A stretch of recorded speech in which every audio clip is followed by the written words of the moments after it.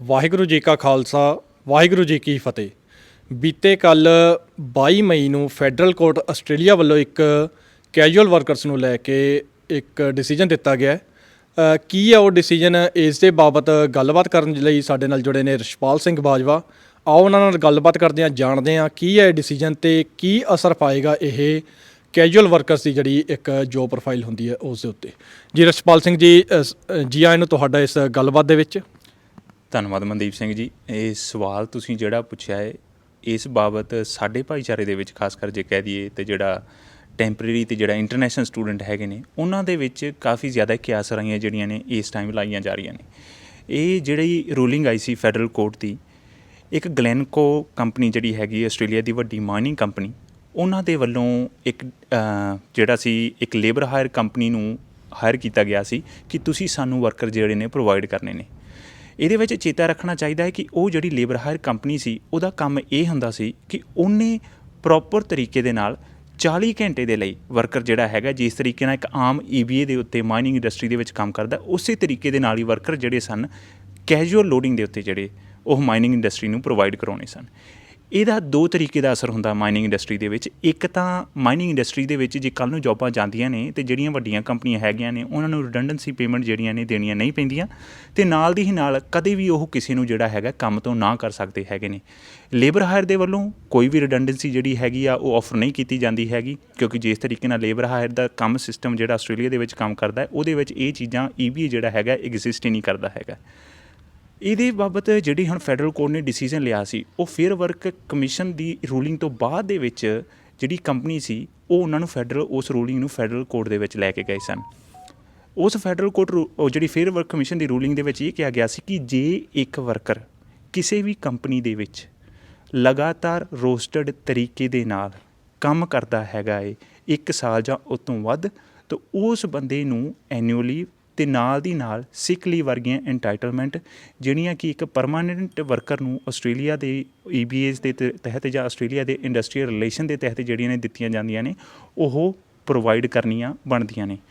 ਜਦੋਂ ਕੰਪਨੀ ਦੇ ਵੱਲੋਂ ਇਹ ਜਿਹੜੀ ਸੀ ਰੇਟ ਰੱਖੀ ਗਈ, ਕੰਪਨੀ ਨੇ ਕਿਹਾ ਕਿ ਦੇਖੋ ਜਿਹੜਾ ਕੈਜੂਅਲ ਵਰਕਰ ਹੁੰਦਾ ਹੈ ਉਹਨੂੰ 25% ਲੋਡਿੰਗ ਜਿਹੜੀ ਹੈਗੀ ਆ ਆਲਰੇਡੀ ਪ੍ਰੋਵਾਈਡ ਐਕਸਟਰਾ ਇਸੇ ਕਰਕੇ ਹੀ ਕੀਤੀ ਜਾਂਦੀ ਹੈਗੀ ਆ ਤਾਂ ਕਿ ਉਹਨੂੰ ਪਰਮਾਨੈਂਟ ਜਿਹੜੀ ਹੈਗੀ ਆ ਜੋਬ ਨਾ ਪ੍ਰੋਵਾਈਡ ਕੀਤੀ ਜਾ ਸਕੇ, ਕਿਉਂਕਿ ਉਹ ਫਲੈਕਸੀਬਲ ਵਰਕਰਸ ਹੁੰਦਾ, ਇਸੇ ਕਰਕੇ ਉਹਨੂੰ ਅਸੀਂ ਪੈਸੇ ਜਿਹੜੇ ਹੈਗੇ ਨੇ ਜ਼ਿਆਦਾ ਦਿੰਦੇ ਹਾਂ। ਪਰ ਕੋਰਟ ਨੇ ਇਸ ਬਾਬਤ ਸਾਫ਼-ਸਾਫ਼ ਕਹਿ ਦਿੱਤਾ ਹੈਗਾ। ਕੋਰਟ ਕਹਿੰਦੀ ਕਿ ਜੇ ਇੱਕ ਵਰਕਰ, ਜਿਹਦੇ ਬਾਰੇ ਖਾਸ ਵਰਕਰ ਦੇ ਬਾਰੇ ਅਸੀਂ ਗੱਲ ਕਰ ਰਹੇ ਹਾਂ ਮਾਈਨਿੰਗ ਇੰਡਸਟਰੀ ਦੇ ਵਿੱਚ, ਕਿ ਜੇ ਉਹ ਲਗਾਤਾਰ ਫੀਫੋ ਵਰਕਰਾਂ ਦੇ ਵਾਂਗੂ ਫਲਾਈ ਇਨ ਫਲਾਈ ਆਊਟ ਵਰਕਰਾਂ ਦੇ ਵਾਂਗੂ 1 ਵੀਕ ਔਨ 1 ਵੀਕ ਆਫ ਦੇ ਤੌਰ ਦੇ ਉੱਤੇ ਕੰਮ ਕਰ ਰਿਹਾ ਸੀ 1.5 ਸਾਲ ਤੋਂ, ਤਾਂ ਉਹਦੀ ਇੰਟਾਈਟਲ ਹੈਗੀ ਆ ਕਿ ਉਹ ਐਨੂਅਲ ਲੀਵ ਅਤੇ ਸਿਕ ਲੀਵ ਲੈ ਸਕਦਾ ਹੈਗਾ, ਭਾਵੇਂ ਕਿ ਉਹਨੂੰ 25% ਲੋਡਿੰਗ ਮਿਲੀ ਹੈਗੀ ਆ। ਅਤੇ ਨਾਲ ਉਹਨਾਂ ਨੇ ਇਹ ਵੀ ਕਲੀਅਰ ਕੀਤਾ ਹੈ ਕਿ 25% ਲੋਡਿੰਗ ਤੁਹਾਨੂੰ ਵਾਪਸ ਉਸ ਵਰਕਰ ਨੂੰ ਨਹੀਂ ਦੇਣੀ ਪਵੇਗੀ, ਪਰ ਐਨੂਅਲ ਲੀਵ ਅਤੇ ਸਿਕ ਲੀਵ ਜ਼ਰੂਰ ਮਿਲਣਗੀਆਂ। ਜੀ ਅੱਗੇ ਵਧਣ ਤੋਂ ਪਹਿਲਾਂ ਇੱਕ ਛੋਟੀ ਜਿਹੀ ਜਿਹੜੀ ਗੱਲਬਾਤ ਉਹ ਕਲੀਅਰ ਕਰ ਦਿਓ ਕਿ ਇਹ ਜਿਹੜਾ ਡਿਸੀਜਨ ਹੈ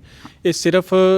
ਮਾਈਨਿੰਗ ਇੰਡਸਟਰੀ ਨਾਲ ਰਿਲੇਟਡ ਕੰਪਨੀਆਂ ਦੇ ਵਿੱਚ ਹੀ ਆਇਆ ਜਾਂ ਓਵਰਆਲ ਜਿਹੜੀ ਆਸਟ੍ਰੇਲੀਆ 'ਚ ਸਾਰੀਆਂ ਕੰਪਨੀਆਂ ਆਪਰੇਟ ਕਰ ਰਹੀਆਂ ਉਹਨਾਂ 'ਚ ਕਰਦੇ ਕੈਜੂਅਲ ਵਰਕਰਾਂ ਨੂੰ ਵਿੱਚ ਆਪਣੇ ਕਲਾਵੇ 'ਚ ਲੈਂਦਾ? ਦੇਖੋ ਇਹ ਜਿਹੜਾ ਡਿਸੀਜ਼ਨ ਹੈਗਾ ਅਜੇ ਵੀ ਫਾਈਨਲ ਨਹੀਂ ਹੈਗਾ, ਕਿਉਂਕਿ ਕੰਪਨੀ ਦੇ ਵੱਲੋਂ ਆਲਰੇਡੀ ਜਿਹੜੀਆਂ ਬਿਆਨ ਜਿਹੜੇ ਨੇ ਜਾਰੀ ਕਰ ਦਿੱਤੇ ਜਾ ਚੁੱਕੇ ਨੇ ਕਿ ਉਹ ਇਸ ਬਾਬਤ ਹਾਈ ਕੋਰਟ ਦੇ ਵੱਲ ਨੂੰ ਜਾਣਗੇ।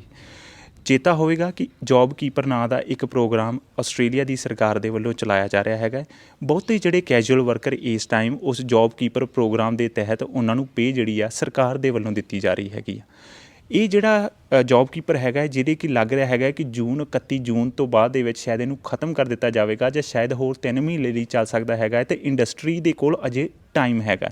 ਇੰਡਸਟਰੀ ਰਿਪਰੈਜ਼ੈਂਟੇਟਿਵ ਜਿਹੜੇ ਹੈਗੇ ਨੇ ਉਹਨਾਂ ਨੇ ਅਟਾਰਨੀ ਜਨਰਲ ਆਸਟ੍ਰੇਲੀਆ ਦੇ ਕ੍ਰਿਸਚਨ ਪੋਰਟਰ ਉਹਨਾਂ ਦੇ ਕੋਲ ਗੁਹਾਰ ਲਾਈ ਆ ਕਿ ਤੁਸੀਂ ਇਸ ਬਾਬਤ ਇੱਕ ਵੱਖਰਾ ਕਾਨੂੰਨ ਪਾਸ ਕਰਕੇ ਫੈਡਰਲ ਪਾਰਲੀਮੈਂਟ ਦੇ ਵਿੱਚ, ਅਤੇ ਇਹ ਜਿਹੜਾ ਕੈਜੂਅਲ ਲੋਡਿੰਗ ਦੇ ਬਾਬਤ ਜਿਹੜੀ ਡਿਸੀਜ਼ਨ ਆਇਆ ਫੈਡਰਲ ਕੋਰਟ ਦਾ ਉਹਨੂੰ ਕੈਂਸਲ ਕਰ ਦੇਵੋ। ਕ੍ਰਿਸਚਨ ਪੋਰਟਰ ਇਸ ਬਾਬਤ ਕੁਝ ਸਖਤ ਬਿਆਨ ਦਿੰਦੇ ਨਜ਼ਰ ਨਹੀਂ ਆਏ, ਭਾਵੇਂ ਕਿ ਉਹ ਲਿਬਰਲ ਨੈਸ਼ਨਲ ਪਾਰਟੀ ਨੂੰ ਬਿਲੋਂਗ ਕਰਦੇ ਆ। ਚੇਤਾ ਰੱਖਣਾ ਪਵੇਗਾ ਜਿਹੜੀਆਂ ਪਿਛਲੀਆਂ ਚੋਣਾਂ ਹੋਈਆਂ ਸਨ ਉਹਦੇ ਵਿੱਚ ਕੁਈਨਸਲੈਂਡ ਅਤੇ ਨਾਰਦਰਨ ਨਿਊ ਸਾਊਥ ਵੇਲਸ ਦੇ ਵਿੱਚ ਮਾਈਨਿੰਗ ਇੰਡਸਟਰੀ ਅਤੇ ਉਹਦੇ ਨਾਲ ਰਿਲੇਟਡ ਜੋਬਾਂ ਨੇ ਲਿਬਰਲ ਨੈਸ਼ਨਲ ਪਾਰਟੀ ਨੂੰ ਸਰਕਾਰ ਬਣਾਉਣ ਦੇ ਵਿੱਚ ਤੇ ਉਹਨਾਂ ਨੂੰ ਜਿਤਾਉਣ ਦੇ ਵਿੱਚ ਵੱਡੀ ਭੂਮਿਕਾ ਨਿਭਾਈ ਸੀ। ਸੋ ਇਸੇ ਕਰਕੇ ਸਖਤ ਬਿਆਨ ਉਹਨਾਂ ਦੇ ਵੱਲੋਂ ਜਾਰੀ ਨਹੀਂ ਕੀਤਾ ਗਿਆ, ਪਰ ਉਹਨਾਂ ਨੇ ਕਿਹਾ ਕਿ ਇਸ ਬਾਬਤ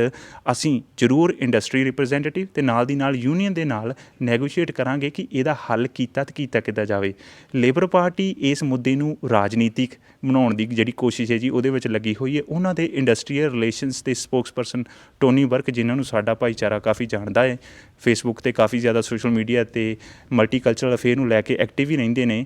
ਉਹਨਾਂ ਦੇ ਵੱਲੋਂ ਬਿਆਨ ਆਇਆ ਹੈ ਕਿ ਜੇ ਸਰਕਾਰ ਇਸ ਬਾਬਤ ਕੋਈ ਵੀ ਚੇਂਜਸ ਕਰਨ ਦੀ ਕੋਸ਼ਿਸ਼ ਕਰੇਗੀ ਪਾਰਲੀਮੈਂਟ ਦੇ ਵਿੱਚ ਆਣ ਕੇ, ਤਾਂ ਉਹਨਾਂ ਨੂੰ ਅਸੀਂ ਜਿਹੜਾ ਹੈਗਾ ਸਖਤ ਜਵਾਬ ਦੇਵਾਂਗੇ।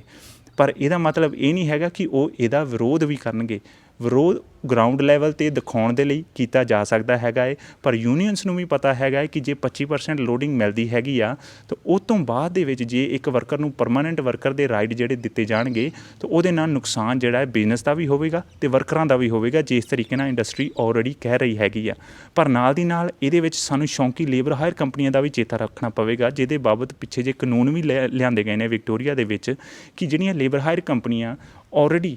ਘੱਟ ਰੇਟ ਦੇ ਉੱਤੇ, ਜਿਹੜਾ ਇੱਕ ਨਾਰਮਲ ਕੰਪਨੀ ਦਾ IBA ਹੁੰਦਾ ਹੈ ਉਹ ਤੋਂ ਵੀ ਘੱਟ ਰੇਟ ਦੇ ਉੱਤੇ ਕੈਜੂਅਲ ਵਰਕਰ ਉਸੇ ਹੀ ਕੰਮ ਦੇ ਲਈ ਉਸ ਵੱਡੀ ਕੰਪਨੀ ਨੂੰ ਪ੍ਰੋਵਾਈਡ ਕਰਦੀਆਂ ਹਨ, ਤਾਂ ਉਸ ਦੇ ਬਾਬਤ ਵੀ ਸਵਾਲ ਪੁੱਛਣੇ ਜਿਹੜੇ ਹੈਗੇ ਨੇ ਲਾਜ਼ਮੀ ਹੈਗੇ ਨੇ। ਜਾਂਦੇ ਜਾਂਦੇ ਇਹਦੇ ਵਿੱਚ ਇੱਕ ਕਲੀਅਰ ਗੱਲ ਕਰ ਦਈਏ ਕਿ ਇਹ ਜਿਹੜਾ ਹੈਗਾ ਇੰਟਰਨੈਸ਼ਨਲ ਸਟੂਡੈਂਟ ਦੇ ਉੱਤੇ ਕਿੰਨਾ ਕੁ ਡਿਪੈਂਡ ਕਰਦਾ ਹੈਗਾ ਹੈ। ਇਸ ਬਾਬਤ ਸਵਾਲ ਜਿਹੜੇ ਨੇ ਕ੍ਰਿਸਚਨ ਪੋਰਟਰ ਤੱਕ ਵੀ ਪਹੁੰਚੇ ਨੇ, ਕਲੀਅਰ ਕੱਟ ਜਵਾਬ ਕੋਈ ਨਹੀਂ ਆਇਆ ਹੈਗਾ, ਪਰ ਲੱਗ ਇਹ ਰਿਹਾ ਹੈਗਾ ਹੈ ਕਿ ਇਹਨਾਂ ਦਾ ਜਿਹੜੇ ਵਰਕਰ ਜਿਹੜੇ ਇੰਟਰਨੈਸ਼ਨਲ ਸਟੂਡੈਂਟ ਹੈਗੇ ਨੇ ਉਹਨਾਂ ਦੇ ਕੰਮ ਦੇ ਉੱਤੇ ਜ਼ਿਆਦਾ ਫਰਕ ਨਹੀਂ ਪਵੇਗਾ। ਕਿਉਂਕਿ ਉਹ ਇੱਕ ਪਰਮਾਨੈਂਟ ਰੋਸਟਰ ਦੇ ਉੱਤੇ 20 ਘੰਟੇ ਤੋਂ ਵੱਧ ਕੰਮ ਨਹੀਂ ਕਰ ਸਕਦੇ ਹੈਗੇ। ਕਾਨੂੰਨੀ ਤੌਰ ਦੇ ਉੱਤੇ ਜੇ ਤੁਸੀਂ 20 ਘੰਟੇ ਤੋਂ ਵੱਧ ਕੰਮ ਕਰਦੇ ਹੋ ਤਾਂ ਤੁਸੀਂ ਆਪਣੇ ਵੀਜ਼ਾ ਜਿਹੜੇ ਹੈਗੇ ਜੀ ਉਹਦੀ ਜਿਹੜੀ ਕੰਡੀਸ਼ਨਸ ਨੇ ਉਹਨਾਂ ਨੂੰ ਬਰੀਚ ਕਰਦੇ ਹੈਗੇ ਹੋ। ਸੋ ਜੇ ਤੁਸੀਂ 20 ਘੰਟੇ ਹੀ ਕੰਮ ਕਰਦੇ ਹੈਗੇ ਹੋ ਇੱਕ ਹਫ਼ਤੇ ਦੇ ਵਿੱਚ, ਤਾਂ ਇਹਦਾ ਮਤਲਬ ਇਹ ਹੈਗਾ ਕਿ ਜਿਹੜੀ ਇੱਕ ਲਗਾਤਾਰ ਤਰੀਕੇ ਦੇ ਨਾਲ ਜਿਹੜੀ ਤੁਹਾਡੀ ਕੈਜੂਅਲ ਵਰਕਰ ਦੀ ਜਿਹੜੀ ਸ਼ਿਫਟ ਹੋਣੀ ਚਾਹੀਦੀ ਹੈ ਆਮ ਵਰਕਰਾਂ ਦੇ ਵਾਂਗੂ 38 ਤੋਂ 40 ਘੰਟੇ ਦੇ ਕਰੀਬ, ਉਹਦੇ ਬਾਬਤ ਉਹ ਕੰਡੀਸ਼ਨਾਂ ਨੂੰ ਤੁਸੀਂ ਜਿਹੜਾ ਹੈ ਜੀ ਮੀਟ ਨਹੀਂ ਕਰਦੇ ਹੈਗੇ। ਜੀ ਬਹੁਤ ਬਹੁਤ ਧੰਨਵਾਦ ਤੁਹਾਡਾ ਇਸ ਗੱਲਬਾਤ ਦੇ ਲਈ। ਸੋ ਅੱਗੇ ਵੀ ਇਸ ਦੇ ਬਾਬਤ ਜਿੱਦਾਂ ਦਾ ਜੇਕਰ ਉਹ ਕੰਪਨੀ ਹਾਈ ਕੋਰਟ ਦੇ ਵਿੱਚ ਜਾਂਦੀ ਹੈ ਤਾਂ ਉਸ ਦੇ ਬਾਬਤ ਜਿੱਦਾਂ ਦਾ ਵੀ ਕੋਈ ਡਿਸੀਜਨ ਆਏਗਾ ਉਹ ਆਪਣੇ ਸਰੋਤਿਆਂ ਨਾਲ ਦਰਸ਼ਕਾਂ ਨਾਲ ਸਾਂਝਾ ਕੀਤਾ ਜਾਏਗਾ, ਇਸ ਬਾਰੇ ਗੱਲਬਾਤ ਕੀਤੀ ਜਾਏਗੀ। ਵਾਹਿਗੁਰੂ ਜੀ ਕਾ ਖਾਲਸਾ, ਵਾਹਿਗੁਰੂ ਜੀ ਕੀ ਫਤਿਹ।